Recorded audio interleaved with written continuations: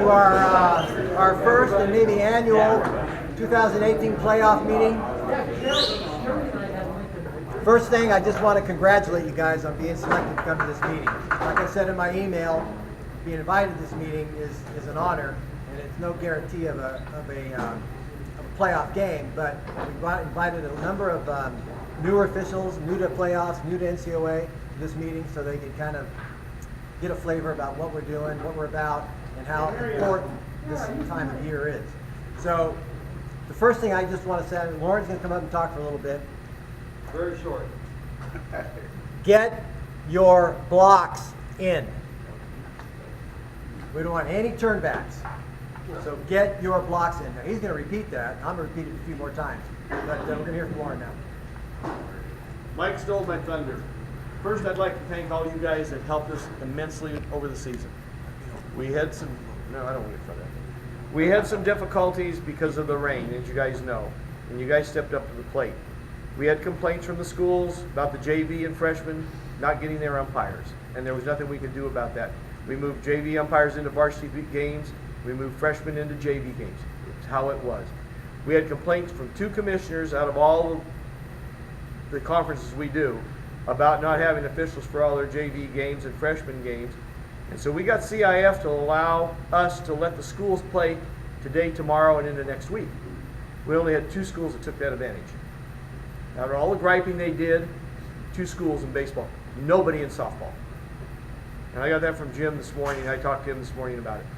Like Mike said, you need to get your blocks in, and you need to get them today and tomorrow, because Saturday morning we're going to do the assigning, okay? And they'll be coming out Saturday. So look for something on Saturday afternoon, and they should be out by the evening at the latest. Because as soon as we get them, we get it all finalized, we're going to send it, okay? I know Mike's going to probably talk about it, but make sure you guys, if you haven't worked with your partner, do your pre-games, okay? And he's going to probably talk about that also. But the main thing that we're concerned about is the blocks. Okay? Getting your blocks in. If you got a block a day, I understand that.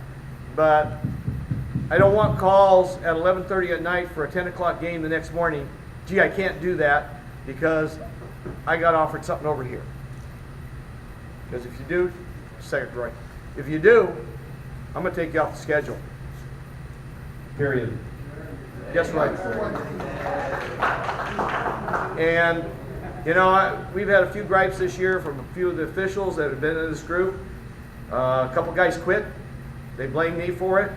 One gentleman said he only got 7 games in March, okay, out of 24 days. Out of the 7 days that he got, every other day was blocked.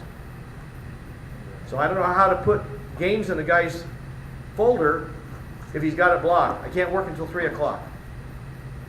Can't help you. You know, that's something you guys have to look at yourself. This is my 2nd year. I learned a lot last year, and I learned even more this year. Swanee's here someplace. He told me, you're going to learn. Mick told me the same thing. You're going to learn as you go through this stuff. And I'm still learning. I don't profess to be perfect on this because I'm not. So if you have any questions, if you don't see something come out Saturday, you can give me an email. You can call me. I'll talk to you about whatever. Okay? Well, Saturday, we're only going to send out one.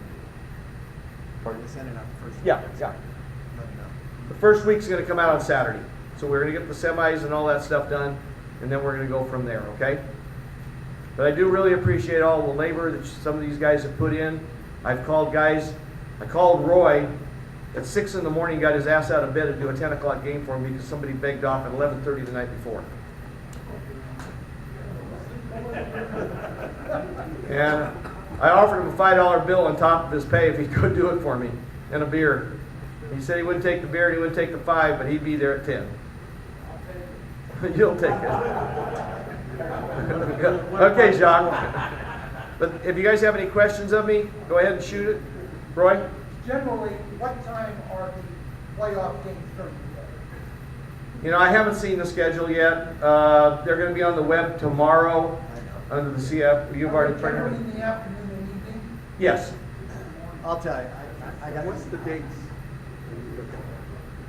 I haven't looked at the website. Mike has. I was so busy at work today running my business, and Thursdays is a busy day for me. I start at 2 in the morning, and I just close my store at 6:15 to get over here. So I've got a long day, and I just didn't have time to go on the computer today. I didn't need to because everything was done, signed, as far as we go. We had a couple of guys work today, some games that were played, and we got a couple of guys that are working tomorrow, a couple of games. Other than that, we're done until the playoffs start. Somebody else had a question?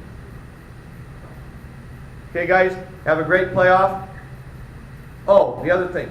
If you guys have an ejection, I need a phone call, either to me or to Bruce, immediately. Okay? And we need that ejection report sent to us also. Send it to the NCOA site that I have, lauren.ncoa, and also send it to baseball assigners. Because I want a record of it on my system also, besides the main site. But we need that ejection report now, and we need a phone call. We had an ejection last Thursday out of school. The coach appealed. He didn't think that he was out of line, and the commissioner backed us up 100%. They asked me for a ruling of what I would do, and I gave them the rule under what it was attributed to, and they said, fine, we've got it. I had a couple of those this year. And if you guys got a question on a rule, call Mike, call Swanee, call me, and we'll give you what that rule is if you have a question on a ruling on an injection. Okay? And I know you don't get all the rules right all the time. I blew one this year at a school. One of the coaches was saying, yeah, you're right. The other one was saying, no, you're wrong. I was wrong. I had a batter interference with a runner going to second, stealing second. I called the runner out instead of putting him back, left the batter in the box. And about 10 minutes later, my mind goes, screwed that one up. But I sold it to half the crowd. Thank you. I appreciate all your work. Okay. In answer to Roy's question, what time? There are various times, but Tuesday and Thursday of this week is the home sites. AR and all the other sites aren't going to be used Tuesday and Thursday. Those will be the home sites. Those schools have an option. They can start at 4:30 or 6:30. So we won't know that until whenever we know that. I don't know when that will be. There was another question about that. What was that? Oh, the last day of playoffs is May 28th. That's finals day. So the last game of playoffs will probably be on Thursday, whatever date that is, 24, I think, something like that.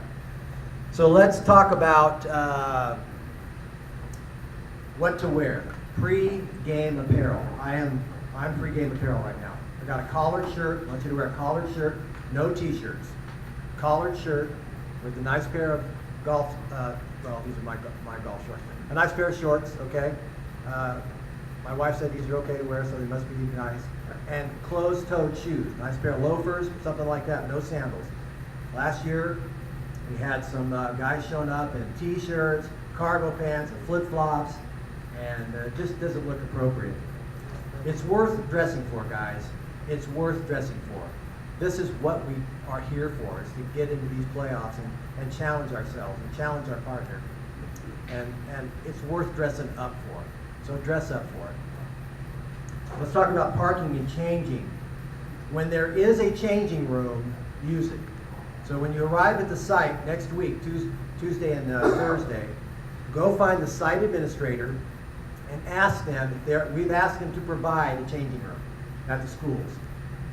More than likely they won't, but go ask. Go check in your sharp dress clothes and ask them if there's a changing room that you can go take your gear into. I know it's a hassle. I know what you're thinking. Think of what I'm thinking. It's a lot easier to change out of my car. But the past couple of years, the changing rooms have been very nice, actually. I changed a couple times at Zupo Field in the past, and that changing room wasn't very nice. Last year it was real nice, wasn't it, Roy? Yes. Yeah, they put ice chest and water. They cleaned it up real nice, so it was real nice. So AR, Sac City, Zupo. Does Stag have a changing room? Anybody know? No. Okay, it's a high school, so they don't have one. But if you have it, use it. Try not to change in your car. Hey, Mike. Yeah. You know, it's okay for the umpire in charge to call the athletic director the day of the game or the day before and ask for the facilities that you want. So Tom's saying that it'd be okay to call the athletic director and ask them if they, of the high school you're going to, if they're gonna have a changing room for you. So please do that. Let's try to create unity. There's a couple other things I'm talking about unity, but that would be one. If we all checked in, find out if the changing room, or call the athletic director and change in the changing room. Let's see. Arrive on site at least an hour before. 1 hour. Okay, 1 hour before. Positions will be assigned. If you're the UIC, you're on the plate.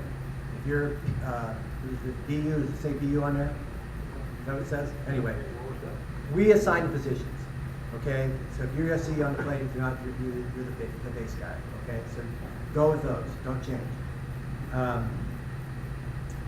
So I want to talk a little bit about pregame. I encourage you to put together a written pregame. I wouldn't ask you to do anything I'm not willing to do. I did. I put this one together a long time ago. And if you want, I'd be more than happy to email it to you. I mean, maybe I'll just email them out to everybody as is.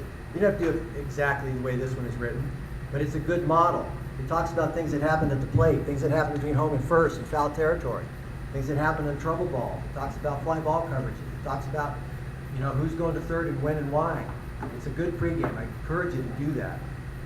Chances are you'll get hooked up with a partner you've worked with before. And we had kind of a long discussion with this at our instructors' appreciation dinner. And, you know, some of you guys have worked together a lot, and you don't need to do the lengthy pregame, or the detailed pregame. But it's good to do it.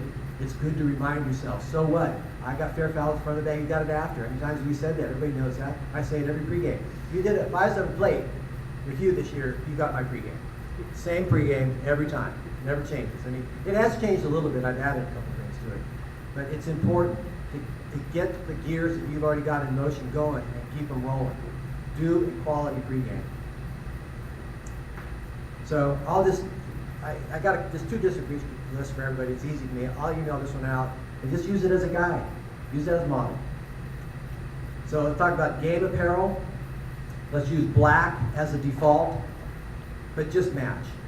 You don't want to wear black because it's hot. Whatever you wear, just match. Make it look good. So, game apparel. I got all my gear out, washed it all today. Everything I got's clean and ready to go. Wouldn't like to have men's game before I play a game, but anyway, it's clean and ready to go. I take my pants, I wash them, and I don't dry them in the dryer. I take them and hang them on a long hanger so I don't have to iron. It works out really well. So show up with pressed clothes, looking sharp, because the occasion is worth dressing up for. It's worth it.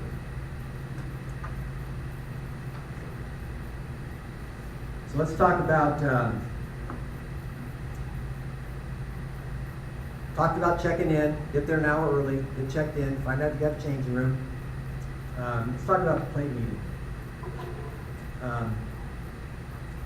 This is real short and simple. Introductions. Congratulations. Write your head coach's name on your lineup card. Call him by his first name. Ground rules. You may go to a high school you've been to before, but and somebody will be there. But is when you check in, you want to what?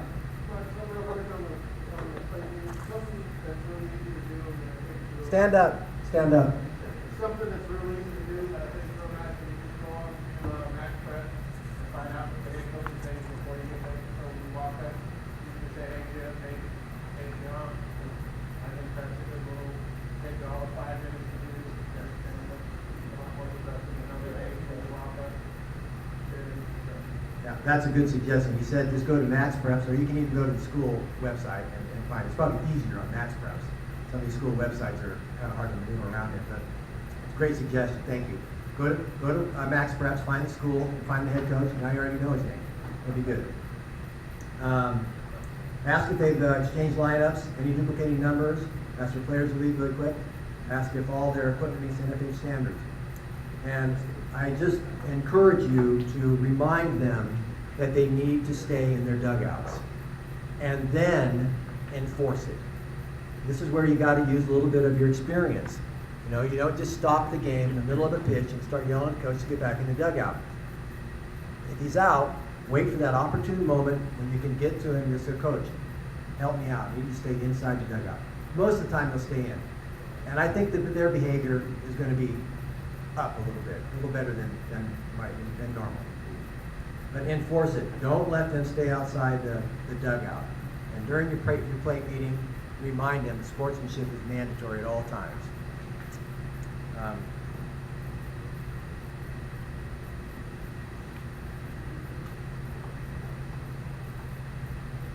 So, let's talk about professionalism. Professionalism from arrival to departure. So what does that include? First, when you know your partner, communicate with your partner prior to the game, obviously. Find out where you're going to meet, where you're going to park, what time you're going to get there. Maybe one of the guys knows the school better than the other and he's got some ideas. Is that a hand back there? No. Communicate with your partner, set the place and time to meet. Be on time. If you say you're going to be there an hour before, be there an hour and 10 minutes before. Be on time. Proper dress. And this is real important. Be friendly, flexible, and grateful. Friendly doesn't need much of an explanation. But flexible means all the people that are working out there at these sites are mostly volunteers. Probably 9 out of 10 are volunteers. And they're doing the best they can do. So you get there and things aren't quite in order the way you think they should be flexible. Ask them if you can help, if there's something you need to do. You need to find out from the side administrator, as a plate umpire anyway, who's got the baseballs? Who's going to be the guy providing baseballs during the game? Because during the game, the home team doesn't bring baseballs. The home team's not going to be responsible for giving you baseball. There will be somebody on site to give you baseballs. So you need to find out who that person is, get a name, and ask for baseballs at the appropriate time. And remember, they're baseballs. Don't tell them you need 2 balls. Tell them you need baseballs. You want to hold your hand up, whatever. 3 baseballs, please. Something like that. Don't ask for balls. Balls are strike. As a pitch that's thrown, it's not a strike. Be grateful. There are a lot of people volunteering to accommodate us out there. They're giving up their time, so be grateful for that. Professionalism is you have a prepared pregame. Use that prepared pregame. Here's a real important one. Hustle at all times when you're on the field.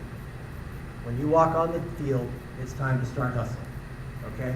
And this starts even at the national anthem.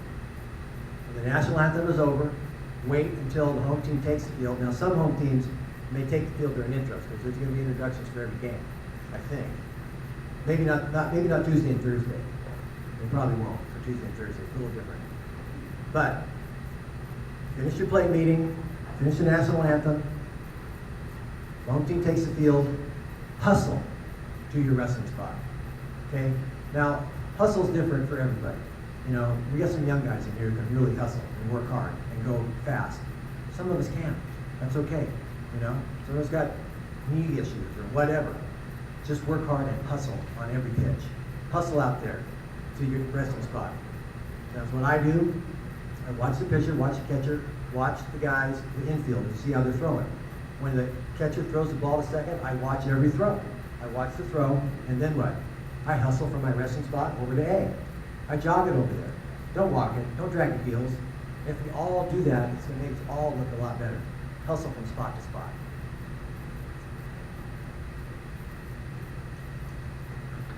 Hustle is important. It's really helpful. Let's see. When there's a walk, don't walk in. If you're an A, don't walk in. Hustle in. Hustle in there.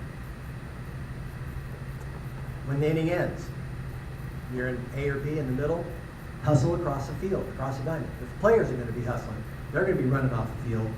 You run to your spot. Just jog it. I'm not saying sprint like those guys are usually sprinting on and off the field, but hustle over there. If we all do it, we'll all look better. And it's okay to get to the field early. Get on the field early. On the field, not at the site, but on the field. It's okay if you get on there, whatever, 20 minutes before. When you do that, gives you the opportunity to start umpiring. You can make sure that the kids are in their dugouts when the other team's taking their in out. Some of these schools are shocked if you make them stay in their dugout when their other teams run in and out. They act like you never heard of that before. That's a good time to get on the field and start umpiring. Start taking the control of the game that you need to take control of. So let's talk a little bit about the plate umpire. So the plate umpire needs to know who will be delivering baseballs. When you get to the site, find out who that guy's going to be site administrator. Ask him, where's the balls, where are they going to be kept, and who's going to be given to.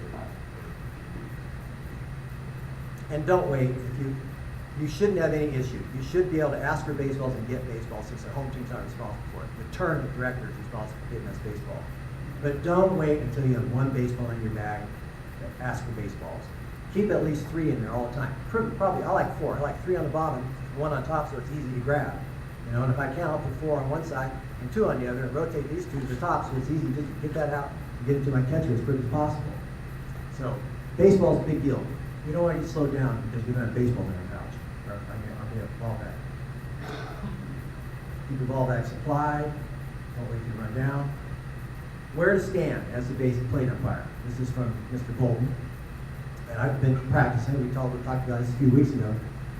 I found that standing on the defensive team side is better.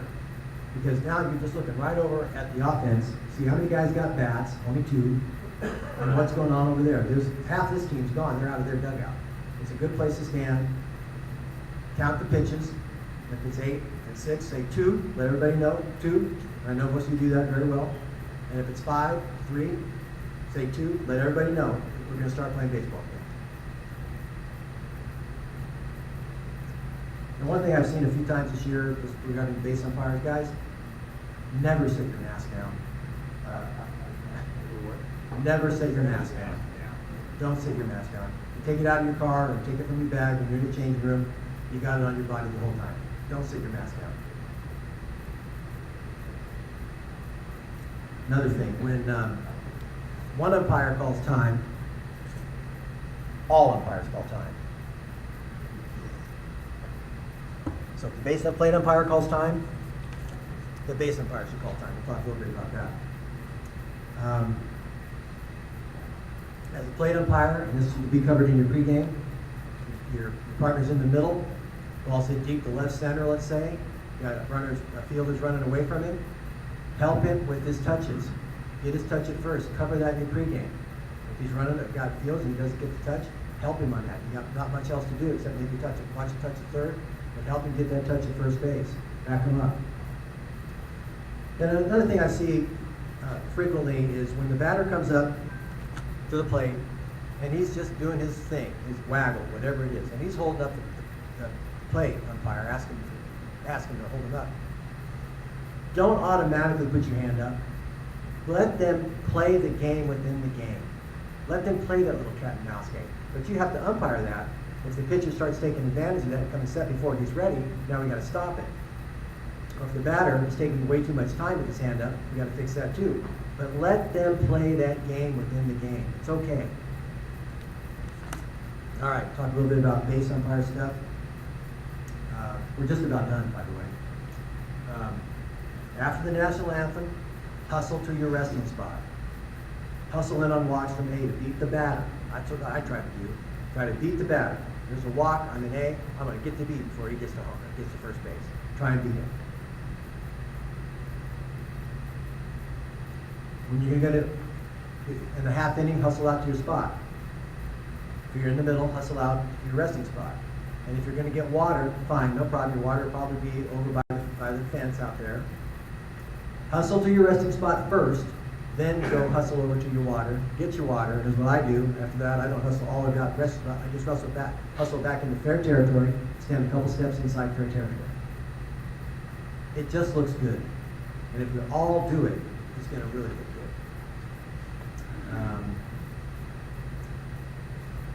During the pitching change, and you're in the middle, if you're going to, I'd like to see everybody stand in the same spot. So stand, if you're going to end up in B, say walks a batter, now we got a runner on first, coach tells time, he's going to change pitches. stand on the grass halfway between first and second, because you're going to B. Stand there. Everybody do that.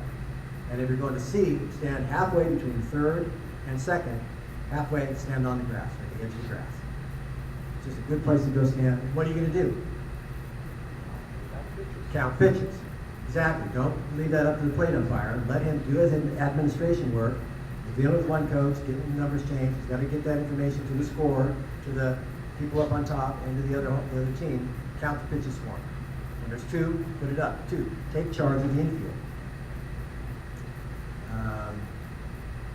So we talked about calling time. If the plate umpire calls time, the base umpire calls time. So if you've got runners on base, find the lead runner and call time. Make sure that he can see you. Make sure you know that he knows that time is out. And if there's other guys not paying attention, make sure they know that time is out. Protection devices that these guys wear. Let's say a guy hits a double. He's got an elbow thing on, or he's got an ankle protector on, and he calls time. And he starts taking it off and walking away, and the coach starts coming on the field. Don't let that happen. Don't let them get together. Not good. You grab it. Call time. Put your hand up to your plate umpire, make sure he knows his time. Grab the thing from him and hustle that over. Shaking your head. Not touching any equipment, not touching any players' equipment. It's not my job, and I don't want them saying I did anything to it. I'm not worried about that. Because what I don't want is for the coach and the player to come together halfway between first and second and have a conversation. We can stop that, you can make that happen, we're just making it a quick exchange. They usually toss it. I'm not, yeah, usually it's a So, throw. I'll tell you, it happened to me last week, and the guy sat there talking to him, and I was thinking, Yeah. so there's two ways to handle it. But, yeah, I grab it, take it away, and hustle it over and hustle back. So you want to handle it, that Jason? So, guys on video, Jason said he doesn't want to touch the equipment. yeah. All good, all good. All right, so just a couple things left. National anthem. There's a mechanic for every mechanic, and this is what we learned from Jim Evans. First of all, this one goes without saying, but stand at attention. I've got some pictures of, from some past playoffs, and I'm kind of hunched over. Stand at attention during the national anthem, okay? Our average age is 65. I gotta force it, believe me, let me tell you, I gotta work hard on it. So you hold your hat over your bill, not like this, but like this. Hold your hat like this over your heart, okay? Left hand, there you go, Jason, very good. Left hand is curled like this at your side, like this at your side. The feet, the heels are together at a 45-degree angle, and your toes are on the line. On the back of you're outside the batter's box, plate umpire on the right-hand batter's box, base umpire on the left-hand batter's box. Your toes are on the line. Outside the box, toes are on the line, heels together, feet at a 45, left hand curled, standing at attention, your hat over your heart, your hand like that. That is going to look sharp if we do that for every single game. Yeah. I'm a disabled vet. Yeah. Salute. Absolutely, yeah. Mike said he's a veteran, and he salutes. He keeps his hat on and salutes. That's fine with me, no problem at all. Roy? Michael, so everybody waits until the anthem is completely done before you put your... Yes, right. Roy said, wait until the anthem is completely done. If they got a soloist out there, and he's giving out, or he or she ain't going to end it just yet, going to give the big long home of the blah, and goes on and on. Just wait until it's completely done. Mike, Yeah. the base umpire should stay with his plate umpire after the national anthem, when the defensive team takes the field, then go. Absolutely. Yeah, I covered that earlier, but Mike said that wait until the team, now, like I said earlier, wait until the team takes the field and then go after them. And what are you going to do? Hustle to the rest of it, right? But sometimes the players take the field during intros, and they'll be on the field during the national anthem. That's fine. As soon as the national anthem is over, fist bump your partner and head over to A. Mike, Yeah.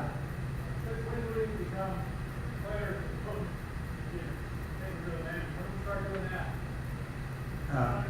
I'm not gonna get into that right now. Why not? I've been doing it for a while. I find it speeds up the game a little bit. You don't have to, Kevin. I'm just asking. You don't have to. It's okay with me. Jason had a good suggestion. Do it that way. It's fine with me. No problem. So the last thing for me, then Mr. Bickless is going to come up here. And by the way, you know, I put this pregame together about whatever 6 or 7 years ago, and it's not my pregame. It's his pregame. This whole thing is his fault. We were doing a game in West Sacramento. And I didn't give it a pregame. I started out at second base, and he was very polite about it. He just backed up and said, whoa, whoa, whoa, whoa. Just put your partner in A, start at home, and work your way around the diamond. Put your partner in B, start at home, work your way around the diamond. Put your partner in C, start at home, work your way around the diamond. So that's what he did that day, and that's where this came from. So blame him. All right, last thing. Timing. Timing. I was about 6 or 7 years ago in a game with one of my mentors and one of your mentors, Gordon Davidson. We were walking on a field at Clark Field for a night game with the YOLO 77, the Post 77, and the Oaks. When what's Jerry's last name? Cruz. Jerry Cruz and Matt Castle were coaching those teams. Big game. Those games are always big. Big rivalries. That's gone. Rivalries gone. The Oaks are gone. But I'm going to share with you what Gordon shared with me. On those first few pitches, those first few safe outs, those first few fair fouls, take your time. Set yourself up for good timing by really slowing down at the start of the game. It'll set you up for a good, game that your timing is working very well. It's really important to slow down because, you know, there's going to be a lot of there'll be a lot of fans at most of these games. There'll be a lot of noise, but it's what happens is the crowd settles in, the players settle in, and the umpires will settle in. So when the game gets going, it's going to be very anxious. Slow down. Look at that pitch, an extra count. Look at that safe out, an extra count, and slow down. Start off with good, slow timing. You want to come up, Mike? You want to come up? Yeah, Dave.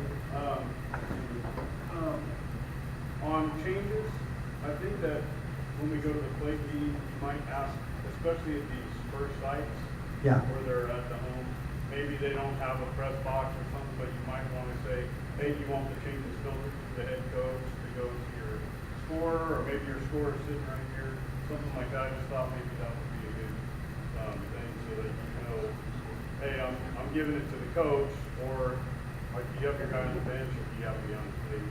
Where do you want your changes so that your official coach is? So Dave's saying that make sure on those changes at the plate meeting where they want the changes to go, to whoever they want them to go. Yeah, it's just a suggestion. Yeah, good suggestion. Mr. Mike Nicholas. Hey guys, I just want to congratulate you as well for being invited to the playoffs. And I also want to share with you the genesis of where this idea of the meeting came from. The other half of the section, the South Baseball Group, has an annual playoff meeting, and they review some of the things that are important at the sites and things of that nature. So that was the genesis of this. I copied Mike on it and encouraged him to give it some consideration, and so tonight we have our first one. I would first and foremost want to remind everybody that getting invited to do a playoff game is a privilege. It's a reward for the hard work that we've done all season, yes, but it's also a privilege because there's also some other guys that work hard who may not have the skill set and may still not get an assignment, or they may be past active where there was a time when they would have gotten those assignments and they can't get them anymore. So let's be mindful of the fact that we are a larger association than just the 80 or so guys in this room, and that we embrace an association and fraternity that's twice that number. And let's encourage those that aren't in this room if they still have a pathway to get here, so that they have the opportunity to get here. In terms of the sites, I want you to understand that, first of all, the play-in games Tuesday and Thursday this week are probably just as important, if not more so, as the games on the 28th. I've had guys say to me, "Oh yeah, I didn't get much of a playoff game, I just had a play-in game." Yeah, you just had the game that decided whether or not a team made it into a bracket, okay? That means that there were two like-sized games. Now, one of the conferences, is it the Sierra Conference? I don't recall the names of some of the conferences, but there's like 4 teams that are 11-7, and one of them might not make it into the playoffs. Or it's possible the playoff committee might take 2 of those 11-7 teams in that same league and match them off against each other on Tuesday night to figure out which one goes in.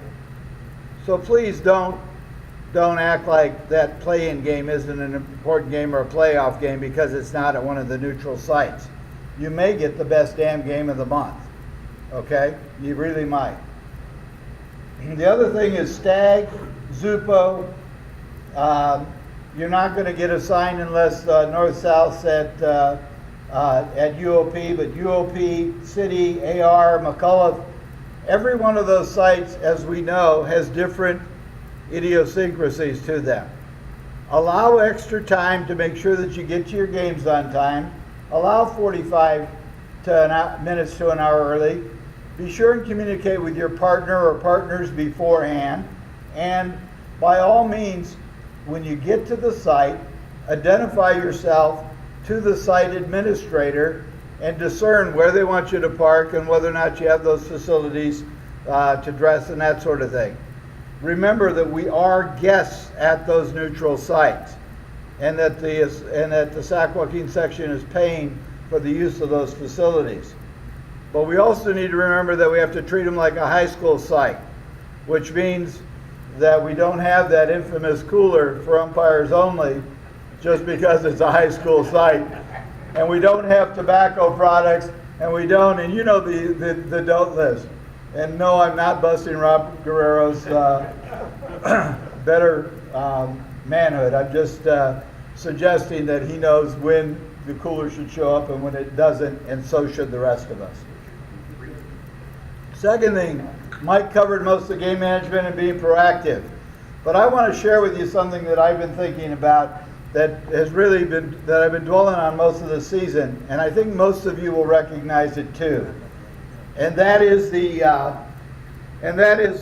first of all, at the time of the introductions, especially on those playing games, but also on the neutral sites, you know, if there's music going on the half, you know, as they're introing the players and that kind of thing, like they do at some of these sites, just make sure you're ushering in the next hitter and getting them into the box, and that the music's dying down as you get them in the box to keep your game moving, doing that sort of thing. When they do have the anthem right after our pregame conference, immediately look to both sides of those lines and avoid any prospect of team stare downs or those kinds of shenanigans. You know, don't be afraid to bark early. You know, you guys need to get to your dugouts, to your positions, and off the lines. Anybody still on the line by the time I walk past isn't going to play today. You know, clean it up right away, because there are some teams that if you allow them to do a stare down, your first pitch is going to be 20 minutes late. You know, so manage it. The other is take the time to review the warning protocol, to issue the warnings with respect to balls and strikes. We all know what it is, but remind yourselves. And let's all follow it in a consistent fashion. And the third thing that I want to share in that regard is a couple years ago, like maybe 20, if you showed up for a big game that had 2 top Division I teams, you usually had a coach and an assistant/pitching coach to deal with. And the assistant pitching coach took care of the dugout, and it wasn't too bad. Okay, now you show up, especially if you got 2 Division I schools, you pick whichever ones you want, and there's 5 coaches in each dugout. Okay, they've got 5 or 6 coaches. They got as many coaches as the JC schools have, okay? And each one is quote specialized. They got the one coach is the catcher's coach, and the other coach is the this coach and the that coach. Doesn't matter who or what they are. The point is, you should not allow, and the base coach and the base umpire has to help his plate umpire with this. You should not allow adult snipers from the dugouts. And right now, with 4 and 5 coaches in each of those dugouts in these playoff games, you know, Carly or Joe Potomi could be the Prince of Peace, but if the 4 chihuahuas behind them are chewing on the flanks of your partner, use a stick and get them off. Okay? There's no reason why we should allow our partner to be gnawed at by these multiple assistant coaches. The other thing is post-game and pre-games. Let's remember to keep our conversations within the fraternity. And when we do our post-games with one another, let's remind ourselves that every one of us in this room is capable of doing some positive things on the field, and acknowledge the positives of your partner, and then give them the suggestions of the things that they need to work on. And the last thing that I'll close on is the playoffs themselves. It does not matter. It does not matter. It does not matter whether you are doing a Division I or a Division VII playoff game. High school playoffs are an opportunity for that student athlete who's on a team that's excelled to have a memorable experience they're going to have for the rest of their lives. We have an obligation as the officials, no matter what the level of the game is, to officiate it well and help them to have that memorable experience. And it does not matter what your assignment is. Take a look at the assignment. You may have been placed on a D6 or a D7 game for a reason. It might have been your second assignment. It might be because you're there to be a mentor. Okay? It might be because it's your first playoff game and you're getting the opportunity to work into playoffs. Whatever the reasons, it doesn't matter. Don't compare yourselves to the other umpires and say, well, gee, I should be doing Division III and he should be doing Division V. That's not productive to any of us. Because at the end of the day, on May 28th, all of us in this room, because at that point you have been a playoff umpire if you've worked the game, is back to your primary responsibility to recruit, to train and retain peers to take seats next to us, because we don't have enough officials to serve all of our schools. And that's what it's really all about. Thanks, guys.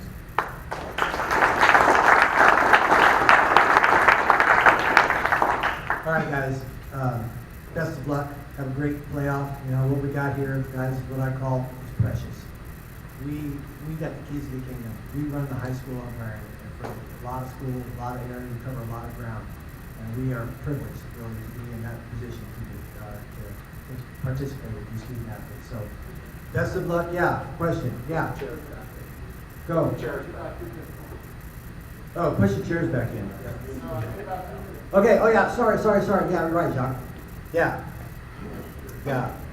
So, 12 of you are going to get a final. We have 4 finals. We're doing 2, 4, and 6. 2, 4. What are we doing? I think it is 2, 4, 5, and 6. 2, 4, 5, and 6. 2, 4, 6, and 7, maybe. 2, 4, 6, and 7. Yeah. But 12 of you are going to be selected to umpire those games. And Jock's got some good information for you. So really quick, Mike asked me to run the 3-man class that we're going to do for the playoffs, for the final games this year, the 3-man groups. Asked a few guys. Dave Carriazos is going to help me. Brian Rose is going to help me, and maybe Bill Swanson. Okay, that's going to be on Sunday, the 20th of March. I encourage everybody to come, everybody that's in this room. And simply because if you're in a playoff game right now, if you're here, you know, you're hoping to get playoff games, obviously the pinnacle of that is being in the championship game. And that comes down to 3-man. And not many guys work 3-man. So we're going to spend some time both in the classroom, probably about an hour and a half, and then at least a couple hours, hopefully out on the field also. You know, I was told by one of my mentors, some of you guys might know the guy was named Joe Gill, and he told me if you hear something, you forget it. If you see it, which we're going to do in the classroom, you'll remember it, and if you actually do it, you'll learn it. So we're going to get to see it on the board. We're going to map through all the situations of 3-man, and then we're going to go out on the field, hopefully out here at Jesuit on the JV field, and go through some scenarios with the 3-man groups that are going to be working the playoffs. So hopefully at least those 4 groups will definitely be here, and we can go through the scenarios with those guys and what we're going to be doing. But if all of you come or more guys come, we'll put us all out there. We'll go through scenarios, and it's just a great system to start learning for those guys that have never done it, and it's a good introduction. And for the guys that have worked it a little bit, it's just more information. So hopefully I'll see you guys there. Sure. What time? It's 11 o'clock right now. That's the suspected time. We'll be in one of the classrooms. I'm not sure which classroom we're going to be in as of yet, but it'll be on Sunday, March 20th, and we'll start at 11. Excuse me, May 20th? Yeah, that day, May 20th. I did that on the ejection report. I had 3:20. I don't know if 3 is sticking in my head, but anyway, March 20th, May 20th, and then we'll go out on the field. So probably from about 11 to about 3:30, 4 o'clock. All right? Thank you, guys. All right, guys, thank you. Have a great playoff. Thanks for coming. Is that it? That's it. Thank you. Push the chairs in, please. 49 minutes.